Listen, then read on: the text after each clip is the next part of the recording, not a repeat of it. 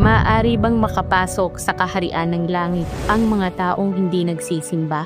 Alam mo ba, kahit ang mga taong hindi nagsisimba ay maaari makapasok sa kaharian ng langit. Maraming tao ang nag-iisip na kung makakapasok ka sa kaharian ng langit ay nakasalalay sa kung ilang beses kang nagsisimba o kung gaano kalaki ang iyong offering o kung ilang verses ng Biblia ang kaya mong bigkasin. Ngunit hindi kailanman sinabi ni Jesus na ang bawat nagsisimba ay makakapasok sa kaharian ng langit. Ang tanging pamantayan na ginagamit ng Panginoon upang sukatin kung ang isang tao ay makakapasok sa kaharian ng langit ay ito, kundi ang gumaganap ng kalooban ng aking Ama na nasa langit. May mga ilang tao na sumasamba at nananalangin sa simbahan tuwing linggo.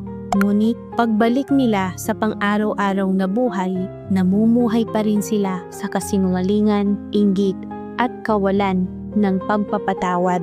Kung ang buhay ay hindi nagbabago, ang ganitong pananalig ay nananatili lamang sa panlabas. Sa kabaligtaran, may ilang tao na dahil sa bigat ng trabaho, sa pressure sa realidad o dahil ay nasaktan sa simbahan, ay pansamantalang hindi makapasok sa isang simbahan.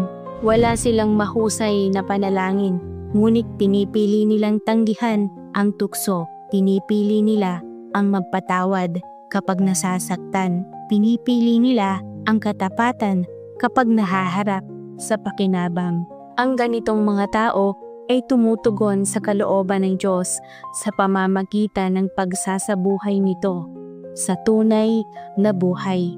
Kaibigan, ang Diyos ay hindi lamang kumikilos sa simbahan. Sinusuri rin niya ang iyong puso sa iyong pang-araw-araw na mga pagpili. Ang tunay na pananalig ay hindi lamang nangyayari sa 1 o 2 oras tuwing linggo, kundi sa iyong pang-araw-araw na mga salita, pagpapasya at pagpili. Kanino ka tunay na nagpapasako? Sa sarili mong kagustuhan o sa salita ng Panginoon? Ngayon, tapat mong tanungin ang iyong sarili. Letter A. Madalas akong magsimba, ngunit alam kong mas mahalaga ang buhay kaysa sa mga ritual. Letter B. Bihira akong magsimba, ngunit nagsusumikap akong isabuhay ang mga aral ng Diyos.